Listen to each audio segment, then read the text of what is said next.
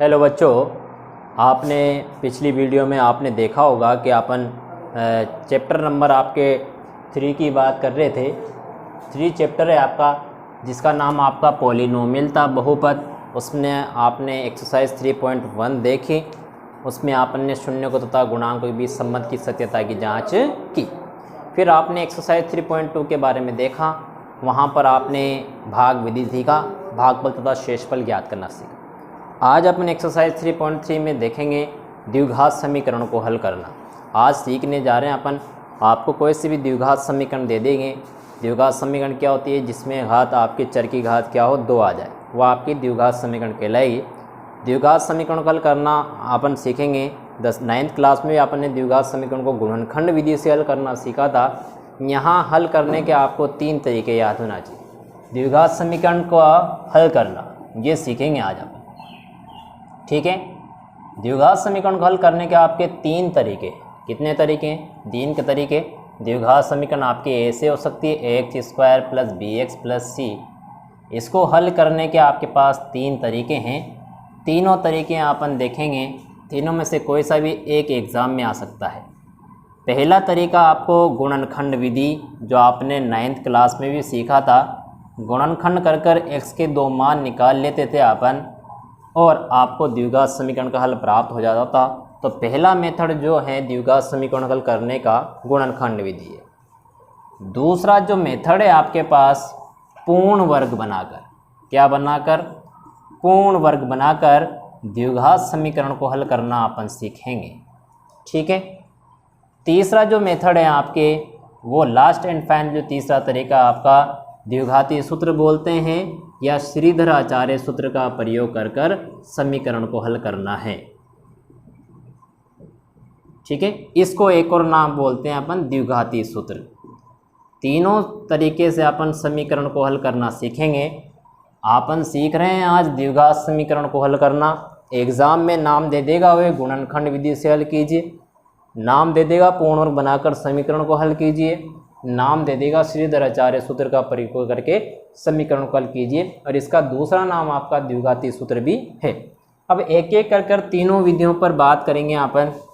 और सबसे पहले अपन पढ़ने जा रहे हैं, आपके एक्सरसाइज 3.3 में ये चीज़ दे रखी है। कोई सी भी समीकरण आपको दे देगा और गुणनखंड विधि से आपको समीकरण को हल करना है। तो आइए आज अपन केवल ये विधि सीखेंगे, फिर अगले वीडियो में अपन ये सीखेंगे, फिर आगे की वीडियो में श्रीधर आचार्य आपको सिखाया जाएगा धीरे धीरे कर कर। तो आज अपन बात करेंगे गुणनखंड विधि से समीकरण को हल करना। चलो अब अपन द्विघात समीकरण को हल करना सीखते हैं। आपका जो पहला मेथड था गुणनखंड विधि द्वारा, गुणनखंड विधि द्वारा द्विघात समीकरण को अपन को हल करना है। एक एग्जाम्पल से सीखते हैं, आपको आ जाएगा। एक एग्जाम्पल दे रखा है, द्विघात समीकरण दे रखी है, चर की घात आपको 2 दे रखी है। इसका मतलब है द्विघात समीकरण है। चर की घात जितनी होती है, मान लो 2 घात हैं तो आपके x के 2 मान आएंगे, 3 घात हो तो 3 मान आते हैं। लेकिन आपको यहाँ पर कोर्स में द्विघात समीकरण ही दे रखी है। तो आपको गुणनखंड विधि से 9th क्लास में भी सीखा आपने, 8th क्लास में भी सीखा, सेम वही प्रोसेज है। x² के आगे कुछ नहीं है, 1 मान लेते थे, 1 को आपको 7 से गुणा करते थे, 7 एकम 7। अब 7 के आपको 2 टुकड़े ऐसे करने रहते थे ताकि जोड़ने और घटाने पर तो आपका क्या आ जाए, 8 आ जाए, और गुणा करने पर आपका क्या है, 7 आए। तो मेरे पास 2 हैं, कैसे हैं? एक तो मेरे पास 7 है और एक है। इसको मैं इंटू करूँगा तो 7 आएगा, और इसको जोड़ूंगा तो क्या आएगा, 8। इसका मतलब मेरे आपने 2 अंक सोचे, 7 और 1 सोचा। 7 को 1 से इंटू करेंगे तो ये पीछे वाला आ गया, और 7 में 1 को जोड़ा तो बीच वाला आना चाहिए, ठीक है। 2 अंक आपको सोचना ही पड़ेगा, और ये आपको प्रैक्टिस जितनी करोगे, आपने 8वीं में भी सीखा होगा, 9th क्लास में भी सीखा होगा। देखो इसके टुकड़े करते हैं x²। आपने 2 अंक जो सोचे वो यहाँ लिखना है। एक तो 7x लिखा, और एक कौन है, 1x है। देखो 7x और 1x मिलकर क्या हो गया, 8, और 7 एकम क्या होता है, 7, ठीक। और पीछे कौन है, 7 है, बराबर में क्या लिखना है, 0। टुकड़े करने के बाद आप क्या करते थे, 2-2 के जोड़े बनाते थे। क्या करते थे, 2-2 के जोड़े बनाते थे। फिर यहाँ से आप क्या करते थे, कॉमन लेते थे। दोनों में क्या कॉमन आ रहा है, समान, x आपने कॉमन ले लिया।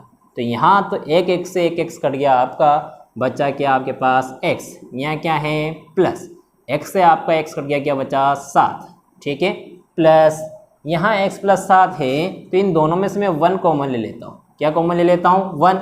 जैसे आप 1 कॉमन लोगे तो ये आपका सेम ऐसा का ऐसा वापस आ जाएगा, बराबर में क्या है 0। अब देखो ये वाला कोष्टक भी x प्लस 7 और ये वाला भी x प्लस 7 दोनों ही आपके सेम आना चाहिए। अगर ये दोनों सेम नहीं आ रहे तो इसका मतलब आपका सवाल गलत हो जाएगा। तो दोनों सेम आ रहे तो एक बार मैं लिख लूँगा x प्लस 7, ठीक, और एक बार क्या लिख लेंगे बाहर वाला x प्लस 1, बराबर में क्या जा रहा है 0। अब क्या करेंगे, एक बार तो इसको 0 के बराबर लिख देंगे, x प्लस 7 बराबर 0, और एक बार x प्लस 1 को किसके बराबर लिख देंगे 0 के बराबर। यहाँ से तो x का मान आपका क्या आ गया माइनस का 7, प्लस का 7 उधर गया तो किसका हो गया माइनस के 7, और यहाँ से x का मान प्लस 1 उधर गया तो क्या आ गया माइनस का 1। तो आपके द्विघात समीकरण को हल करने के बाद x के क्या मान आए, एक तो -7 आया और एक -1 आया। तो इसका मतलब आपको गुणनखंड विधि से कोई सी भी द्विघात समीकरण आपको दे दे तो आप हल इसी तरीके से आपको करना है। x के आपके 2 मान आएंगे और ये विधि आपकी क्या कहलाती है, ये आपका द्विघात समीकरण को हल करने का पहला मेथड है, और पहले मेथड का नाम आपका क्या है गुणनखंड विधि।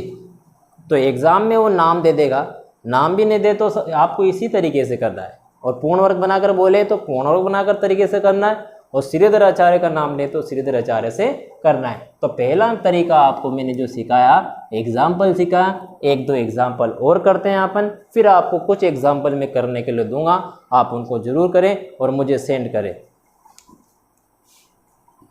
चलो आपको मैं घर के लिए 5 क्वेश्चन दे रहा हूँ। एक्सरसाइज 3.3 के क्वेश्चन नंबर 2 के सवाल है।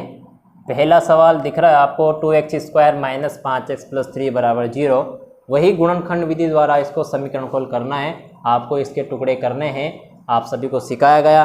दूसरे में सेम ऐसे करना है। तीसरे में रूट वाली है तो आप इसमें थोड़ा दिमाग लगाना, नहीं आए तो मैं बताऊँगा। चौथे सवाल में सेम वही प्रोसेस है, आपको टुकड़े करके इसके गुणनखंड करके x के 2 मान निकालने।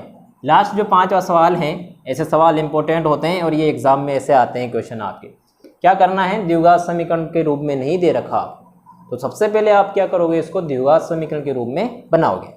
तो आपको पता है द्विघात समीकरण के रूप में कैसे बनाएंगे। यहाँ से आप लघुत्तम लेना, लघुत्तम लेने के बाद आप क्या करना, वज्र गुणन करना है। कैची गुणा करके इसको द्विघात जो चीज़ कट रही है काट देना, और फिर जो द्विघात समीकरण के रूप में आपकी फॉर्म आएगी उसको लिखना। फिर उसके बाद टुकड़े करना और गुणनखंड करके आपको x के मान निकालना। इसको भी आप करने की कोशिश करना, नहीं आया तो मैं बताऊंगा वापस इसको, लेकिन आप इसको करने की जरूर कोशिश करना। इसका मतलब यदि आप ये क्वेश्चन कर लोगे तो एग्जाम में यदि क्वेश्चन आ जाए ऐसे तो आप गुणनखंड विधि द्वारा समीकरण को हल कर सकते हैं। ठीक है, तो ये आप क्वेश्चन जरूर मुझे चेक करवाएं, और आगे की बात पूर्ण वर्ग बनाकर जो समीकरण को हल करना है आगे की वीडियो में बात करेंगे। Thank you.